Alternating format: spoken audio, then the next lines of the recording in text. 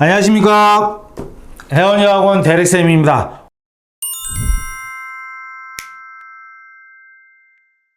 오늘도 파이팅 있게 진행하도록 하겠습니다. 자, 오늘은 2021년도 7월 IB 디플로마 결과 나오면서 각 학교들의 반응과 그리고 저희 학부모님들께서 질문하신 내용을 정리를 해서 좀 말씀드릴까 합니다. 먼저 질문 여기 나갑니다. 질문하시고 저 답변 드리는 거로 진행하도록 하겠습니다. 대릭쌤, 저희 아이가 이번 2021년 7월에 IB 점수를 받았습니다. 이 점수로 내년에 2022년도에 싱가포르 국립대학교 내지는 홍콩에 지원할 수 있나요? 라고 질문해 주셨습니다. 네, 지원 가능합니다. 어느 규정에도 지원이 안 된다는 규정은 없습니다. 이 경우에 있어서는 2022학년도 입시 원서가 오픈이 되는 9월 또는 10월 달에 원서 제출하는 게 좋습니다.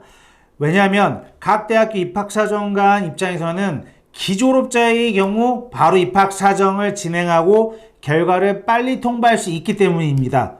문제는 이전 동일한 점수와 점수를 가지고 내가 지원했던 대학, 지원한 학과로 지원한다면 오퍼를 줄까요? 상식적으로 판단한다 해도 굳이 대학교 입장에서는 이 학생을 선발할 이유는 없겠죠. 그러면 어떻게 보완해서 제출해야 될까요? 두 번째 질문이 그 내용입니다. 그렇다면 한두 과목 다시 시험을 보고 제출해도 되나요? 라고 여쭤보셨는데 물론 가능합니다. 이런 부분을 갭이어를 가지고 지원한다고 말할 수 있겠죠. 대신 리테이크하는 이유가 분명하면 좋을 것 같습니다.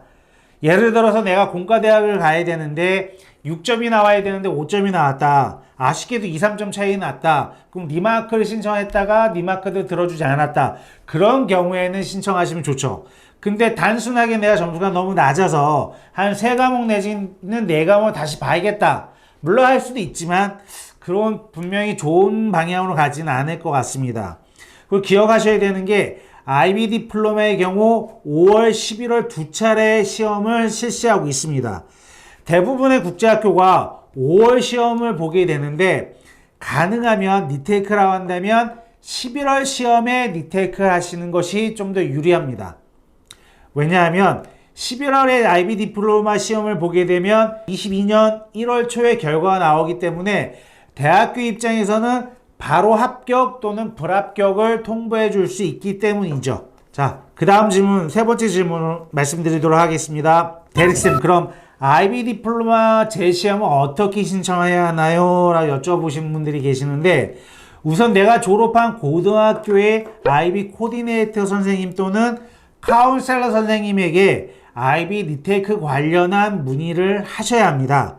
학교에 따라서 그분들이 도움을 주는 경우도 있고 그렇지 않은 경우도 있는 것 같습니다. 물론 해외에서 졸업하신 친구인 경우에는 만약에 국내에 들어와 있다. 그러면 국내에서 IB 시험을 재신청을 하셔야 되는데 적어도 대릭쌤이 알기에는 상당히 어려운 걸로 알고 있습니다.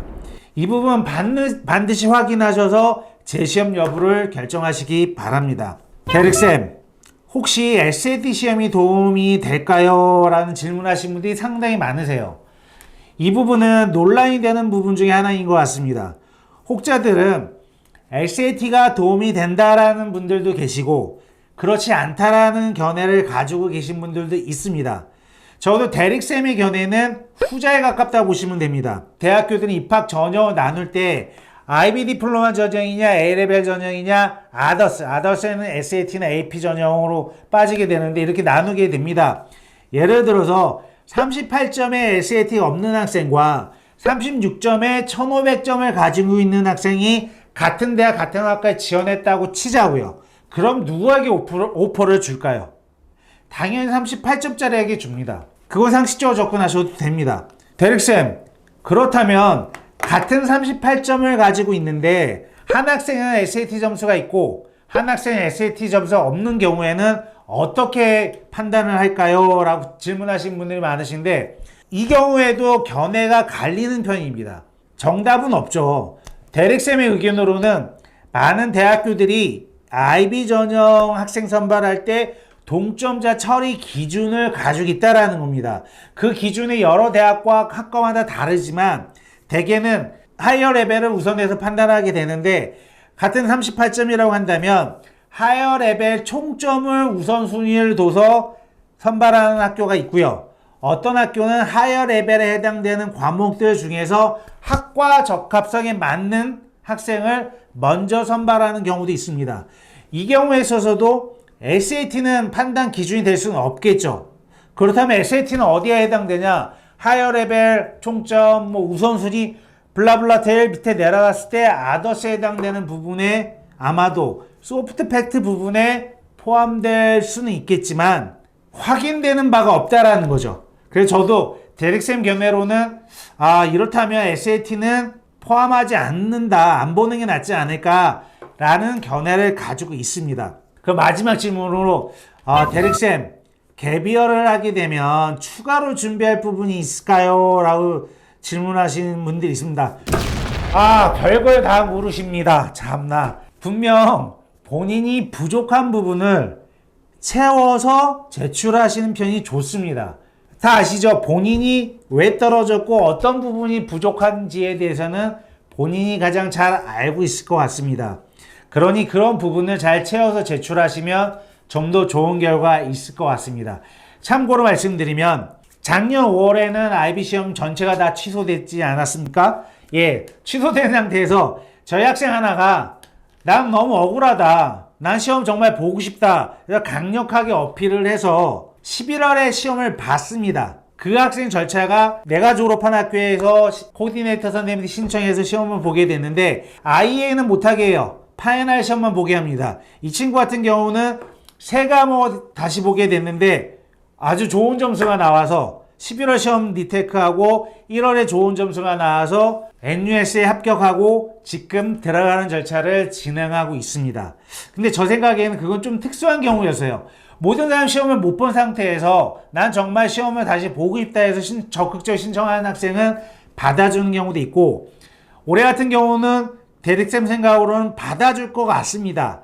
왜냐하면 올해 10만 명이 시험을 못 보고 6만 5천 명, 6만 7천 명 정도는 시험을 봤기 때문에 못 본 학생들인 경우에 난 다시 한번 보고 싶다 했을 때 IBO 본부에서 허락해 줄 확률이 좀 높지 않을까 싶습니다. 어쨌든 이런 변혁기에 있어서는 마지막으로 말씀드리고 싶은 내용은 좀 더 적극적으로 어필을 해라.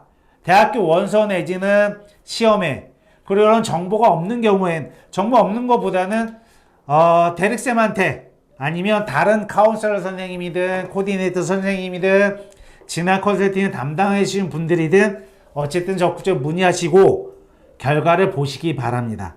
자, 오늘은 여기까지 하도록 하겠습니다. 감사합니다.